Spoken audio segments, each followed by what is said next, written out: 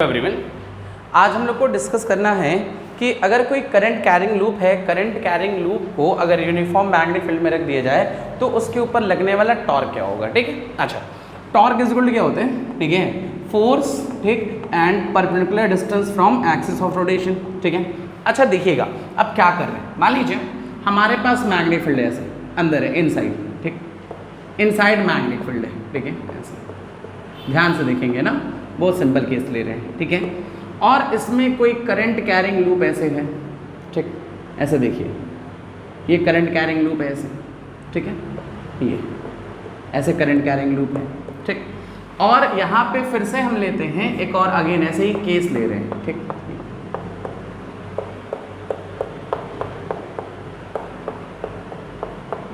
फिर से current carrying loop ऐसे, ठीक, लेकिन अब करंट का जो डायरेक्शन उसमें क्लॉकवाइज था ना, उसको एंटी क्लॉकवाइज कर दिया, ऐसे कर दिया, ठीक है, क्लॉक को हम कौन सा कर दिया, एंटी क्लॉक। अच्छा अब ध्यान से देखिए, सबसे पहले हम टॉर्क निकालने से पहले हम फोर्स निकाल लें, ठीक है, फोर्स निकालें और फोर्स का डायरेक्शन निकालें। अच्छा हम लोग को पता है F is equal to I L cross B, ये ना होता है। अब ध्यान से देखिए, इसमें करंट ऊपर जा रहा है, मैग्नेटिक फील्ड अंदर है, तो जिधर करंट उधर ही एल ना, F is equal to I L cross B में एल का डायरेक्शन वही होता है जो आई का डायरेक्शन, तो करंट ऊपर मैग्नेटिक फील्ड अंदर, फोर्स इधर, देखिए एक फोर्स इधर लग गया, F1 लगा, ठीक। अब ऐसे अगर इस वाले में देखें तो देखिए करंट किधर आ रहा है, नीचे, और मैग्नेटिक फील्ड इधर अंदर, तो फोर्स इधर लग रहा है ना, एक फोर्स इधर लगा F2, ठीक है। चलिए इन दोनों का लेंथ सेम है, करंट सेम है, तो ये दोनों फोर्स सेम मान लेते हैं, F और F, ठीक है। अच्छा अब और देखिएगा, इसमें देखिए करंट ऐसे जा रहा है, मैग्नेटिक फील्ड अंदर है, तो फोर्स किधर, ऊपर, ठीक, और इसमें हमारा फोर्स जो है, देखिए करंट ऐसे जा रहा है, मैग्नेटिक फील्ड अंदर, फोर्स किधर है, नीचे, कितने फोर्सेस हैं, 4, बहुत सिंपल है। देखिए करंट ऊपर, मैग्नेटिक फील्ड अंदर, फोर्स इधर, इसमें करंट नीचे, मैग्नेटिक फील्ड अंदर, फोर्स इधर, इसमें हमारा ये इधर, इसमें ये इधर, कितने फोर्सेस लगे, 4, ठीक है। चारों फोर्सेस ये तो एक दूसरे से न्यूट्रलाइज हो गए, ये भी न्यूट्रलाइज हो गए, तो लगने वाला जो नेट फोर्स है, यहाँ पे नेट फोर्स कितना है, 0 है, ठीक, नेट फोर्स 0 है, और लगने वाला नेट टॉर्क भी कितना है, 0 है।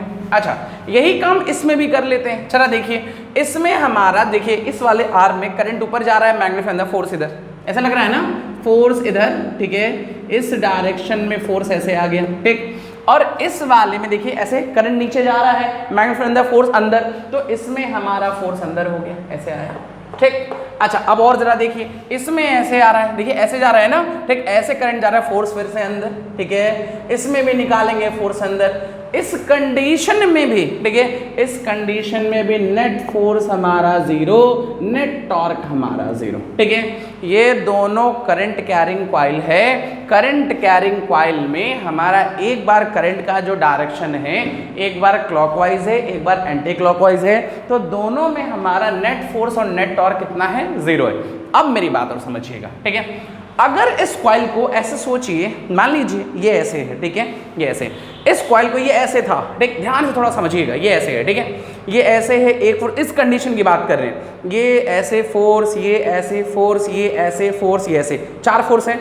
अगर ये कॉइल ऐसे होगा तो एक फोर्स ऊपर, एक फोर्स नीचे, नेट फोर्स 0, ठीक है, एक फोर्स इधर, एक फोर्स इधर, अभी भी नेट फोर्स 0, लेकिन ये दोनों फोर्स खींच के इसको सीधा करेगा ना, सीधा करेगा मतलब क्या लगाएगा, टॉर्क लगाएगा, मतलब अगर कॉइल को हम थीटा डिग्री रोटेट कर देते हैं, ठीक, अगर इस कॉइल को, इस करंट कैरिंग कॉइल को, अभी ये ऐसे सोचिए मैग्नेटिक फील्ड अंदर आ रहा है, ये फोर्स इधर, ये फोर्स इधर, ये इधर, ये इधर, नेट फोर्स कितना, 0, नेट टॉर्क कितना, 0। अगर इसको ऐसे घुमा देते हैं, एक फोर्स ऐसे, एक फोर्स ऐसे, तो दोनों फोर्स को खींच के सीधा करेगा ना, तो ये ऐसे घूम जाएगा, घूम जाएगा मतलब टॉर्क लगेगा, मतलब अभी टॉर्क नहीं लग रहा, लेकिन इस कंडीशन में टॉर्क लगेगा, लेकिन अभी भी नेट फोर्स कितना है, 0। अच्छा मान लिया ये लेंथ कितना है, L है, ठीक है, और ये कितना है, B है, ये भी कितना है, B, ठीक। तो अगर मान लीजिए ये कॉइल को हम ऐसे बोले थे ना, हम ऊपर से बना रहे हैं, हम यहां से देखते हुए बना रहे हैं कि अगर यहां से कोई आदमी देखेगा, ठीक है, तो उसको कैसा दिखाई देगा, उसको ये B दिखाई देगा ना, और ये कॉइल ऐसे था, बी वाला ही घुमा हुआ है, मान लीजिए ऐसे थीटा घुमा है तो बी वाला ऐसे थीटा घुमा है ऐसे, ठीक है, ये बी वाला, ठीक, और बी वाले में एक फोर्स इधर एक फोर्स इधर, तो देखिए एक फोर्स इधर एक फोर्स इधर, दो फोर्सेस है ना, और कितने डिग्री पे है, थीटा डिग्री पे, ठीक, और F इज इक्वल टू कितना होता है ना, F is equal to I B L sine theta, तो यहाँ पे कितना आई बी, मान लीजिए मैग्नीफिल कितना है बी है, L की जगह L और साइन थीटा से L और थीटा L है ना, ये मैग्नीफिल अंदर है तो एंगल कितना 90, तो I B L sine 90 that is I B L आ गया, यहाँ पे फोर्स कितना आ गया, आई बी एल आ गया, ठीक। अच्छा, अब कभी भी टॉर्क निकालते हैं, ठीक है, तो टॉर्क निकालते समय हमेशा फोर्स के बीच का परपेंडिकुलर डिस्टेंस लेते हैं ना, तो अगर ये परपेंडिकुलर डिस्टेंस लेते हैं हम x, ठीक, तो ये राइट एंगल ट्रायंगल है, क्या लिखेंगे, sine theta is equal to perpendicular upon hypotenuse, x is equal to B sine theta, तो लगने वाला टॉर्क कितना होगा, फोर्स आई बी एल, ठीक है, इनटू परपेंडिकुलर डिस्टेंस कितना, b साइन थीटा, तो लिख सकते हैं I, ठीक है, b into L into B sine theta, और length into breadth area I A B sine theta. अगर नंबर ऑफ टर्न दिया हो तो नंबर ऑफ टर्न n से भी मल्टीप्लाई कर दीजिए, और करंट और एरिया के प्रोडक्ट को मैग्नेट डायपोल मोमेंट कहते हैं ना, तो tau is equal to M B sine theta, ये हमारा टॉर्क आ गया, ठीक है, torque experienced by current carrying loop in uniform magnetic field, ये हमारा टॉर्क आ गया।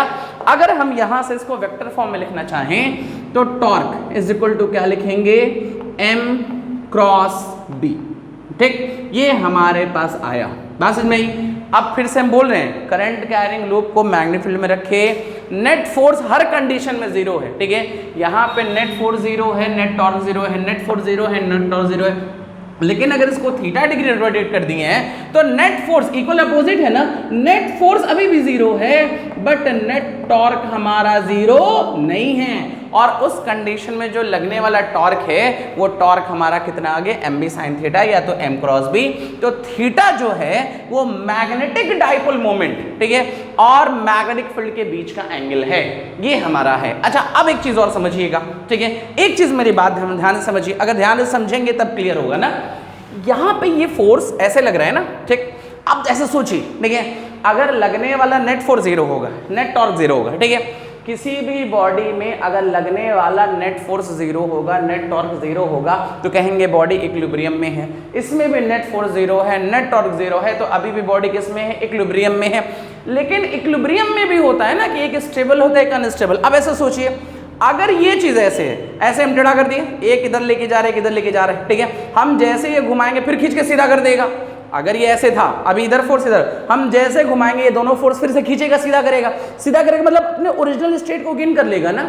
अगर कहीं पे इक्विलिब्रियम चेक करना हो, ठीक है, स्टेबल है कि अनस्टेबल, ठीक, मान लीजिए नेट फोर्स जीरो है, बॉडी खड़ी है, उसको अपने ओरिजिनल पोजीशन से डिस्प्लेस करिए, ओरिजिनल पोजीशन से डिस्प्लेस करिए और फिर वापस आ जाए, ठीक, उसी पोजीशन में, तो कहेंगे स्टेबल है, और वापस ना आए तो उसको कहेंगे अनस्टेबल है। जैसे ये फिगर है, मान लीजिए, ठीक, इसमें यहाँ एक बॉल है, यहाँ बॉल है, दोनों रेस्ट में है, नेट फोर्स जीरो है, इसको अगर अपने जगह से हिलाएंगे तो ये ऐसे घूमेगा, ठीक है, थोड़ी देर बाद वापस आ जाएगा, वापस आ जाएगा तो ये कैसा है, स्टेबल इक्विलिब्रियम है।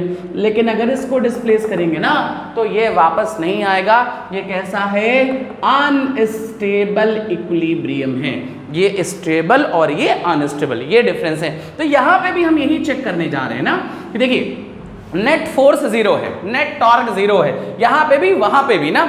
अब इस वाले कंडीशन की बात कर रहे हैं, ऐसे फोर्स लग रहा है, एक फोर्स इधर, एक फोर्स इधर, अगर इसको थोड़ा सा से घुमाएंगे, हम जैसे हम फोर्स अपने पास से घुमा रहे हैं, ऐसे घुमा रहे हैं, ठीक, तो ये खींच के फिर सीधा कर देगा, मतलब ये कैसा है, स्टेबल है, ठीक, स्टेबल। लेकिन अगर इस कंडीशन में देखें, एक फोर्स अंदर एक फोर्स इधर अंदर ना, इसमें देखिए ऊपर वाले फोर्स तो कैंसिल जाएंगे, इसलिए ऊपर वाले फोर्स की बात नहीं करें, इसमें एक फोर्स इधर एक फोर्स, जैसे घुमाएंगे ना ये फोर्स, देखो एक फोर्स इधर खींचेगा, एक फोर्स पीछे से, जैसे घुमाओगे ये रोटेट कर जाएगा, रोटेट कर जाएगा, मतलब ये कैसा है, अनस्टेबल है। बस नहीं, पहले वाले में दो फोर्स ऐसे थे, घुमाए सीधा, दूसरे वाले में एक फोर्स ऐसे घुमाए ना, एक फोर्स इधर एक फोर्स इधर, तो ये घूम जाएगा ना, तो दूसरा वाला कैसा इक्विलिब्रियम है, अनस्टेबल। अब एक चीज और याद रखेंगे, ठीक, दोनों में जो मैग्नेटिक फील्ड है वो अंदर है, इधर है, ठीक है। अच्छा, मैग्नेटिक डायपोल मोमेंट का डायरेक्शन करंट के डायरेक्शन से निकालते हैं, हम लोग लास्ट वीडियो में पढ़ चुके हैं। यहां पे मैग्नेटिक डायपोल मोमेंट, करंट ऐसे जा रहा है ना, करंट ऐसे जा रहा है, देखिए करंट ऐसे जा रहा है, तो मैग्नेटिक डायपोल मोमेंट किधर आ रहा है, बाहर। करंट ये ऐसे गया तो मैग्नेटिक डायपोल मोमेंट किधर आ गया, बाहर, और मैग्नेटिक फील्ड अंदर, तो थीटा की वैल्यू 180 देख लीजिए, ठीक। थीटा की वैल्यू, थीटा क्या है, एंगल है, किसके किसके बीच का, मैग्नेटिक डायपोल मोमेंट और मैग्नेटिक फील्ड के बीच का एंगल, तो इनके बीच का एंगल कितना यहाँ पे 180। इसमें जरा देखिए, इसमें हमारा करंट ऐसे जा रहा है ना, देखिए ऐसे करंट ऐसे जा रहा है, तो ये थंब किधर है, अंदर, थंब अंदर है, मैग्नेटिक फील्ड अंदर है, तो थीटा की वैल्यू 0, ठीक। फिर से बोल रहे हैं हम लोग, टॉर्क निकाले हैं, टॉर्क कितना है, mv sin थीटा, ये स्टेबल है, ठीक। स्टेबल होने का क्राइटेरिया ये है कि m और b का डायरेक्शन सेम होना चाहिए, और अनस्टेबल तब होगा जब m और b एक दूसरे के कैसे डायरेक्शन होंगे, अपोजिट। अगर यही 90 डिग्री रखोगे आप लोग, कि अगर मान लीजिए ये और मैग्नेटिक फील्ड परपेंडिकुलर हो जाए, तो वो न्यूट्रल होगा, इक्विलिब्रियम तो होगा लेकिन वो क्या होगा, न्यूट्रल। चलिए, ये हमारे केसेस हो गए ना, तो फिर से एक बार हम लिख दे रहे हैं, इस पे क्वेश्चन कर ले रहे हैं।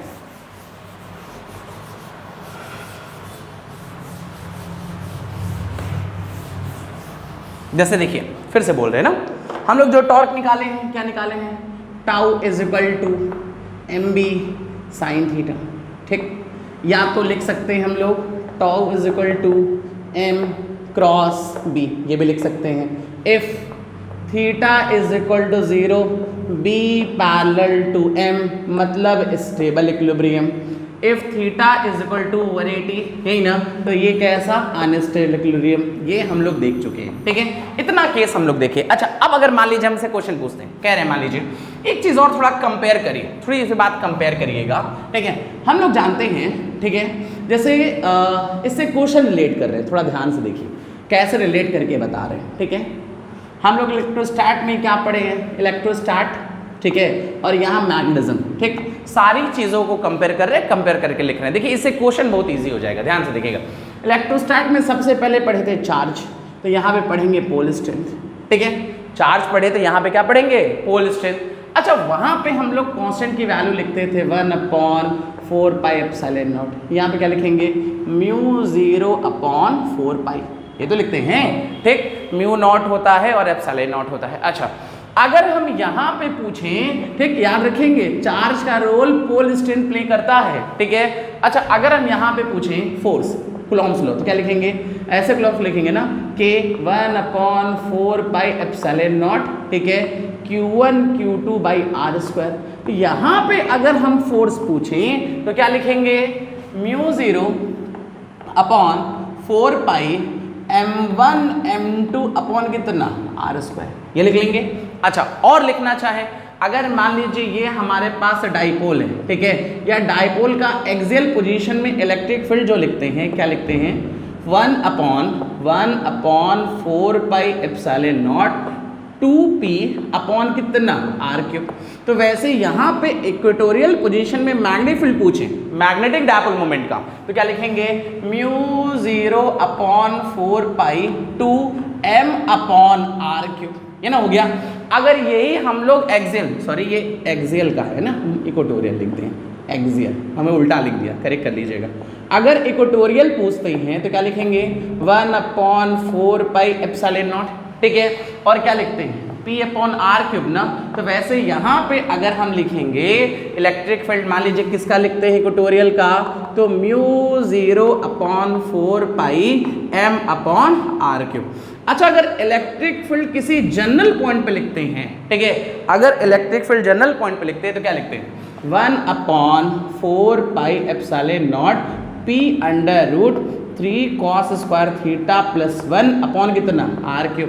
तो इसमें अगर मैग्नेटिक फील्ड हम जनरल पोजीशन का लिखेंगे तो क्या लिखेंगे, μ0/4 पाई m√3 cos² theta plus 1 upon कितना, r³। बस समझ में, ये एक्सियल है, एक्सियल मतलब ऐसा आप लोग पढ़े होंगे, ये इस पॉइंट पे ना, इक्वेटोरियल मतलब ये इस पॉइंट पे ना, और जनरल का मतलब किसी भी पॉइंट पे, ये सारी चीजें पढ़े थे। अच्छा, इसमें टॉर्क पढ़े हैं, इसमें पढ़े थे PE sin थीटा, ठीक है, PE sin थीटा, इसमें टॉर्क पढ़ लिए कितना, एम बी साइन थीटा, ठीक है। टॉर्क पढ़े पी साइन थीटा, उसमें टॉर्क पढ़े हम लोग एम बी साइन थीटा। अच्छा और पढ़े इसमें पोटेंशियल एनर्जी ऑफ डाइपोल पढ़े, ठीक है, माइनस पीई कॉस थीटा, ठीक है। तो इसमें पोटेंशियल एनर्जी पढ़ेंगे माइनस पी के जगह एम, ठीक है, ई के जगह बी और कॉस थीटा। ये हमारा दोनों है, ठीक। एक इलेक्ट्रोस्टैट का हो गया इलेक्ट्रिक फील्ड का, चार्जेस का, एक हमारा किसका हो गया डाइपोल का, मैग्नेटिक फील्ड का ना, ठीक। ये हमारा बेसिक डिफरेंस है। इसके बेसिस पे जैसे चाहे वैसे क्वेश्चन आप लोग सॉल्व कर सकते हो ना।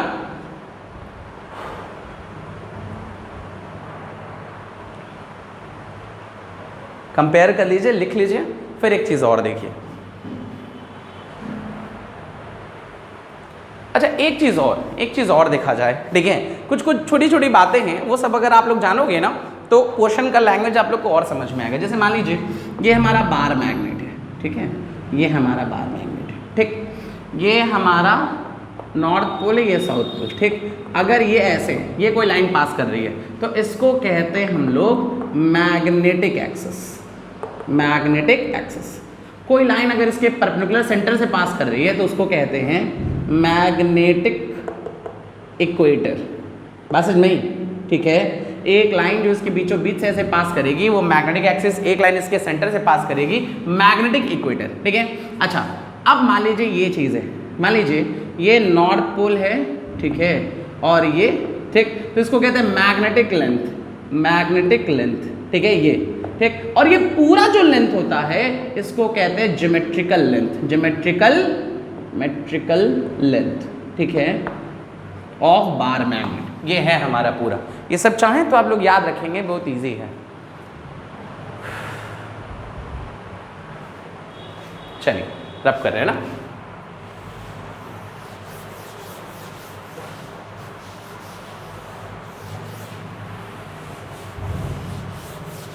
जैसे क्वेश्चन का मान लीजिए ऐसे कह रहे हैं, ठीक है, ऐसे कह रहा है एक हमारे पास ऐसे मैग्नेटिक लेंथ है,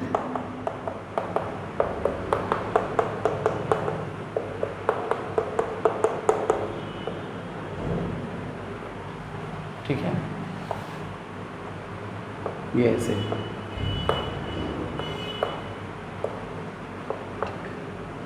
for small displacement theta calculate time period, ठीक। एक हमारे पास कोई करंट कैरिंग, करंट जो है वो आई है, ठीक है, आई करंट कैरिंग एक रिंग है, ठीक, जिसका रेडियस कितना है r है और मास कितना है m है, ठीक है। मैग्नेटिक फील्ड b में रखा है। अगर इसको थीटा डिग्री हम रोटेट कराते हैं, बहुत थीटा है, थीटा इज वेरी स्मॉल, ठीक है, वेरी स्मॉल, ठीक। अगर इसको थीटा डिग्री रोटेट कराते हैं, ठीक, तो क्वेश्चन ये पूछा कि ये बताइए कि इसका टाइम पीरियड क्या होगा। मेरी बात समझिएगा, ठीक है। आप लोग पढ़े होंगे टाइम पीरियड का फॉर्मूला, ठीक है, F इज इक्वल टू पढ़े होंगे माइनस के एक्स, ठीक, स्ट्रेट लाइन मोशन के लिए। और यहाँ से आप लोग पढ़े होंगे कि T is equal to 2π√m/k पढ़े होंगे, ठीक है, जहाँ पे m मास है, k यहाँ से कांस्टेंट है। ये तो स्ट्रेट लाइन मोशन के लिए है ना। अगर रोटेशन मोशन के लिए बात करें तो फोर्स की जगह टाउ आ जाता है, x के जगह लीनियर डिस्प्लेसमेंट, एंगुलर डिस्प्लेसमेंट आता है माइनस c थीटा, ये आता है। Tau is equal to minus c theta आता है और c को कहते हैं टॉरिजनल रिजिडिटी। बात समझ में आई, ठीक। c हमारा क्या है, टॉरिजनल रिजिडिटी है, और थीटा जो है वो एंगल ऑफ ट्विस्ट है, एंगल ऑफ ट्विस्ट। बात समझ में आई, जो थीटा है वो एंगल ऑफ ट्विस्ट है। एंगल ऑफ ट्विस्ट होता क्या है कि मान लीजिए ये रॉड है, ऐसे मान लीजिए ये ऐसे, ठीक है, यहाँ पे कोई डिस्क ऐसे लगा है, ठीक, ऊपर वाला ये फिक्स है, ठीक है। अगर ये थोड़ा सा घूमेगा तो जितना एंगल ये घूमा, जितना एंगल ये ट्विस्ट हुआ, उसी एंगल को हम लोग क्या कह रहे हैं, एंगल ऑफ ट्विस्ट। और सी क्या है, टॉरिजनल रिजिडिटी। अच्छा अब इस क्वेश्चन में आ जाइए, ठीक है। पहली बात, कभी भी अगर इक्विलिब्रियम, कभी भी हम टाइम पीरियड निकालते हैं तो इक्विलिब्रियम चेक करते हैं ना। इक्विलिब्रियम कब है, अगर m और b एक दूसरे के पैरेलल है तब तो इक्विलिब्रियम होगा। देखिए करंट ऐसे जा रहा है, ठीक, करंट जो है ये हमारा ऐसे जा रहा है ना। देखिए करंट अगर ऐसे जा रहा है तो इसका जो मैग्नेटिक फील्ड है अंदर है, लेकिन डायपोल मोमेंट जो है मैग्नेट वो बाहर है। दोनों एक दूसरे से कितने एंगल पे 180 पे है, मतलब ये अनस्टेबल इक्विलिब्रियम है, तो यहाँ पे टाइम पीरियड निकालना पॉसिबल नहीं है। बात समझ में? लेकिन यही क्वेश्चन अगर ऐसे चेंज कर देता, सपोज दैट, ठीक है, ये क्वेश्चन ऐसे करता, मान लीजिए ऐसे कर दिया होता, ठीक है, ऐसे कर दिया होता, ठीक। अब ये जो करंट है, अब करंट का डायरेक्शन हम चेंज कर दिए ना, ठीक है, पिछले वाले में नहीं निकाल सकते थे क्योंकि वो कैसा इक्विलिब्रियम था, अनस्टेबल इक्विलिब्रियम में नहीं निकालते। अब अगर ये ऐसे जाए, ठीक, तो मैग्नेट डायपोल मोमेंट किधर है, अंदर, मैग्नेटिक फील्ड भी किधर है, अंदर, दोनों एक दूसरे के कैसे पैरेलल, अब निकाल सकते हैं, ठीक है, क्योंकि ये इक्विलिब्रियम कैसा है, स्टेबल, ठीक है। अब निकालेंगे टाउ इज इक्वल टू कितना, ठीक है, हम जो टॉर्क लगा रहे हैं ना इसलिए माइनस ले रहे हैं, हम टॉर्क लगा रहे हैं एक्सटर्नल टॉर्क, इसीलिए minus M B sine theta, और थीटा इज वेरी स्मॉल तो माइनस, ठीक है, क्या लिखेंगे एम बी थीटा की जगह ये, ठीक, और टाउ इज इक्वल टू क्या लिखते हैं माइनस सी थीटा ना, तो कंपेयर कर ले तो सी की जगह क्या लिखेंगे माइनस माइनस कट गया एम बी, और एम मतलब मैग्नेट आई इंटू इसका एरिया ना, एरिया कितना पाई आर स्क्वायर इंटू बी, ये आ गया। अच्छा अब ध्यान से देखिएगा, टाइम पीरियड का फॉर्मूला जो होता है T is equal to 2 pi under root, ठीक, लीनियर मोशन में मास, तो रोटेशन मोशन में क्या इनर्शिया, ठीक है, लीनियर मोशन में मास तो रोटेशन मोशन में इनर्शिया, और k की जगह कितना c की वैल्यू कितनी आई है एम बी, ये तो आया है, तो यहां से सारी वैल्यू लिख लीजिए इतना, और ये इसका एक्सिस यही कहीं से पास हो रहा है ना, तो इस कंडीशन में इसका मोमेंट ऑफ इनर्शिया कितना होता है एम आर स्क्वायर बाई 2, तो क्या लिखें M R square by 2 upon, ठीक, m और b की जगह ये पूरा ना I pi R square into B, ये भी हमारा सॉल्व हो गया। बस नहीं, देखिए जिसके पास कॉन्सेप्ट होगा वो सारे क्वेश्चन को कर लेगा, उसको कहीं कोई दिक्कत नहीं होगी ना। अच्छा अब एक चीज और करते हैं, मान लीजिए ऐसे कह देता if ring is rotated by 90 degree then calculate angular acceleration alpha. अब अगर इस रिंग को हम 90 डिग्री रोटेट करते हैं तब एंगुलर एक्सीलरेशन अल्फा की वैल्यू पूछ रहा है, तो इस कंडीशन में लिखेंगे, देखिए टाउ इज इक्वल टू हम लोग जान चुके हैं एम बी साइन थीटा 90, और टाउ इज इक्वल टू जानते हैं आई अल्फा, हो गया खत्म, ठीक है, साइन 90 के लोन एम की जगह कितना आई, ठीक है, I pi R square into B, और आई की जगह half M R square into alpha, simplify करके अल्फा की वैल्यू निकाल लीजिए, हो गया। जिसको रोटेशन मोशन आता होगा वो ऐसे सारे क्वेश्चन सॉल्व कर लेगा, उसको ऐसे किसी भी क्वेश्चन में कहीं कोई दिक्कत नहीं आएगी ना। चलिए कुछ क्वेश्चन और करते हैं, ठीक है, ध्यान से देखिएगा। मान लीजिए ऐसे कहा, ठीक है, और कहते हैं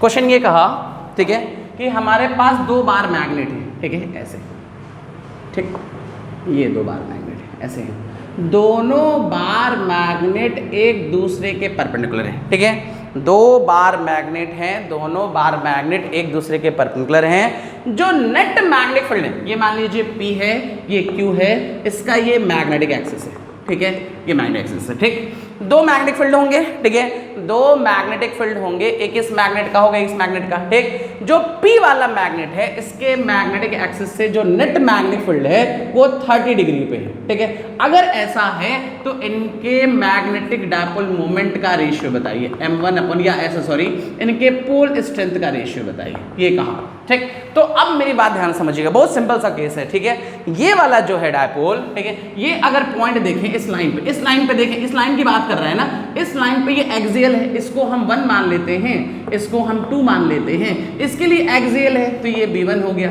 और इसके लिए ये कैसा है इक्वेटोरियल है, ये 2 हो गया, ये ना हो गया, और यहाँ से इक्वेटोरियल ऊपर मान लेते हैं ऐसे, ये इक्वेटोरियल ना B2, इसके लिए ये एक्सियल है, इसके लिए इक्वेटोरियल है। अगर B1 की वैल्यू देखें तो क्या लिखेंगे म्यू 0/4 पाई, ठीक है, और कितना इसका m1 मान लेते हैं 2m1 अपॉन आर क्यूब, और b2 की वैल्यू देखें तो ये इक्वेटोरियल है ना, तो म्यू 0 अपॉन 4 पाई, ठीक है, m2 अपॉन कितना आर क्यूब। हम लोग ये सब पढ़ चुके हैं ना।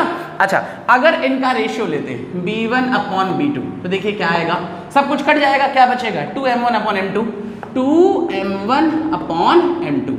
अच्छा, ये नेट मैग्नीफिल्ड है ना, ये थीटा, तो अगर ये b2 है तो ये b2, ये b1 है तो ये b1, तो tan 30 की वैल्यू परपेंडिकुलर अपॉन बेस, और ये 1 अपॉन √3, ठीक है, और b1 अपॉन b2 इसका उल्टा कर देना, क्या लिखेंगे m2 upon 2m1 is equal to 1 upon √3, तो m2 by m1 is equal to 2 by √3, या तो m1 by m2 is equal to √3/2। ये भी हमारे पास आ गया, ठीक है। इसी में और भी पॉसिबल क्वेश्चन है, देखिएगा, कह रहा है, इसको रब करते हैं ना,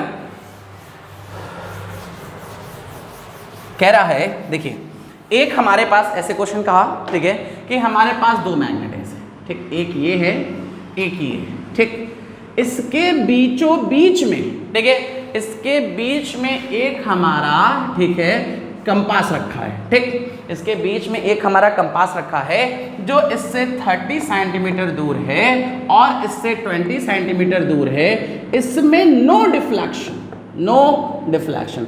अगर कोई डिफ्लेक्शन नहीं हो रहा है तो इनके पोल स्ट्रेंथ का रेशियो निकालना है। बहुत सिंपल सा क्वेश्चन कहा, ये हमारा एक बार मैग्नेट, ये हमारा बार मैग्नेट, दोनों एक दूसरे के परपेंडिकुलर हैं, इनके बीच में कहीं कोई हमारा कंपास रखा है, इससे 30 इससे 20 सेंटीमीटर दूर पे, ठीक है, और कंपास में कोई डिफ्लेक्शन नहीं हो रहा है। अगर ऐसा है तो इनके पोल स्ट्रेंथ का रेशियो, तो सिंपल बात, अगर यहाँ पे कोई डिफ्लेक्शन नहीं है मतलब दोनों का मैग्नीफिल्ड सेम होगा, ठीक, और ये वाला हमारा कैसा पोजीशन है, एक्सियल, तो म्यू 0 अपॉन 2 पाई, ठीक है, क्या लिखेंगे 2m1 upon are cube, r1 का क्यूब, इसको r1 मान लेते हैं ना, इसको r2 मान लेते हैं, ठीक है, r1 का क्यूब, और ये इक्वेटोरियल है ना, तो क्या लिखेंगे म्यू 0 अपॉन 4 पाई m2 अपॉन r2 का क्यूब, ठीक, ये कैंसिल ना, तो क्या लिखेंगे m1, ठीक, upon m2 is equal to कितना लिखेंगे m1 upon m2 is equal to r1 upon r2 का होल क्यूब, ठीक है,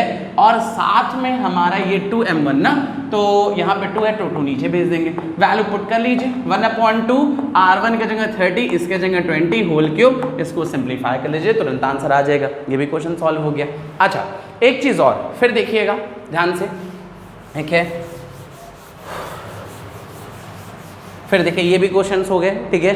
अब इसके बाद देखना है Gauss law, Gauss law for magnetism, ठीक है, Gauss law for magnetism. Magnetism के लिए गॉस लॉ, ठीक, हम लोग जानते हैं गॉस लॉ क्या होता है, integration of surface integration of close loop is equal to Q by epsilon naught, इतना होता है। हम लोग ऐसे ही तो पढ़े हैं कि फाई जो होता है वो चार्ज का, टोटल चार्ज का 1/एप्सिलॉन टाइम्स होता है, ठीक, कौन सा चार्ज, इनसाइड चार्ज, ठीक है, जो भी इनसाइड चार्ज होगा, और फाई की जगह EDS, तो ऐसे ही कहते हैं ना, the surface integral of electric field, the surface integral of electric field is Q time 1/एप्सिलॉन टाइम्स ऑफ टोटल चार्ज, और ये Q कौन सा चार्ज है, इनसाइड, तो वैसे ही चार्ज की जगह हम यहाँ पे क्या ले लें, पोल स्ट्रेंथ, एक ये पोल, ये नॉर्थ, ये साउथ, ये -m, ये +m, इसके अंदर का अगर हम पूछें, ठीक है, क्या लिखेंगे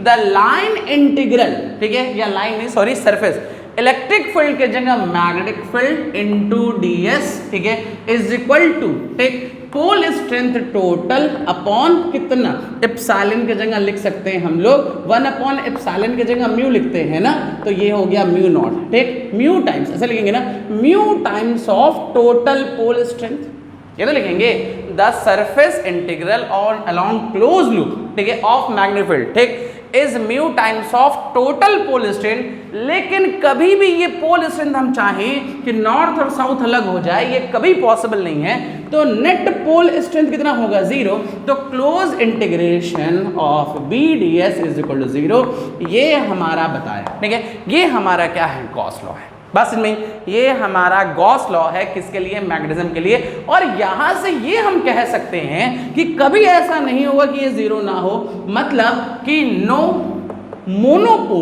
monopole for magnet is possible. ठीक है, कभी भी मैग्नेट के लिए मोनोपोल एग्जिस्ट नहीं करेगा, हमेशा कौन सा पोल एग्जिस्ट करेगा? डाइपोल। जबकि चार्जेस में हमारा क्या एग्जिस्ट करता है? मोनोपोल भी होता है, डाइपोल भी होता है। इसमें हमेशा क्या होगा? मोनोपोल नहीं होगा, हमेशा डाइपोल होगा। ठीक है, इनसाइड। और अगर ये सारा जीरो है मतलब यहां पे नहीं। ठीक है, पहला पॉइंट देखिए, यहां पे पॉइंट भी नोट कर लेते हैं और अच्छे से लिख लेंगे। ठीक है, पहला पॉइंट क्या पता चला गॉस लॉ से मैग्नेटिज्म के लिए? Monopole for magnet, monopole does not exist, does not exist. ठीक है, मैग्नेट के लिए बात कर रहे हैं। ठीक, और अगर नेट फ्लक्स जीरो है तो net magnetic field line zero होंगी। ठीक है, मतलब कि no magnetic field lines, magnetic field lines originate. ठीक है, ओरिजिनेट और terminate from close surface, from closed surface. ठीक है, क्लोज सरफेस। ठीक, कोई भी मैग्नेटिक फील्ड लाइन ना ही ओरिजिनेट होगा ना ही टर्मिनेट होगा, कहां से? हमारा किसी क्लोज सरफेस से। तीसरा पॉइंट ये पता चला, ठीक है, incoming and outgoing magnetic field lines are always same from, ठीक है, क्लोज सरफेस। ठीक है, क्लोज सरफेस से जितनी मैग्नेटिक फील्ड लाइंस आएंगी उतनी मैग्नेटिक फील्ड लाइंस जाएंगी। ये भी हम लोग देख लें। तो ये हमारा गॉस लॉ हो गया मैग्नेटिज्म का ना। अच्छा, इसके बाद और देखते हैं। ठीक है, देखिए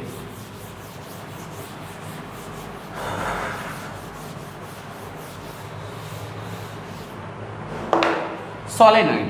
ठीक है, सोलेनॉइड एज बार मैग्नेट।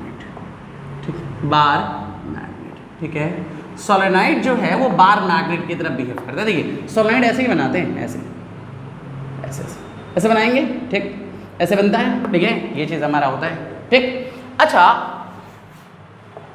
ऐसे है। ठीक है, सोलेनॉइड के ऊपर ऐसे कॉपर वाला रैप होता है ना। ठीक, इसको छोटे छोटे पार्ट्स में डिवाइड करिए, एक एक रिंग में ऐसे डिवाइड करिए, ऐसे रिंग में ऐसे। ठीक, ऐसे रिंग में डिवाइड करिए। ठीक, और हर जो रिंग होगा, जो एक छोटा, अगर सोलेनॉइड जो है एक सिलेंडर लेते हैं उस पर कॉपर वायर रैप करते हैं, ऐसे ही तो होता है, तो उसको छोटे छोटे रिंग में डिवाइड कर दीजिए। ठीक है, छोटे छोटे रिंग में डिवाइड कर दें तो हर रिंग एक मैग्नेट की तरफ बिहेव करेगा। नॉर्थ पोल साउथ पोल, फिर से नॉर्थ पोल साउथ पोल, फिर से नॉर्थ पोल साउथ पोल, फिर से नॉर्थ पोल साउथ पोल। ये तो होगा।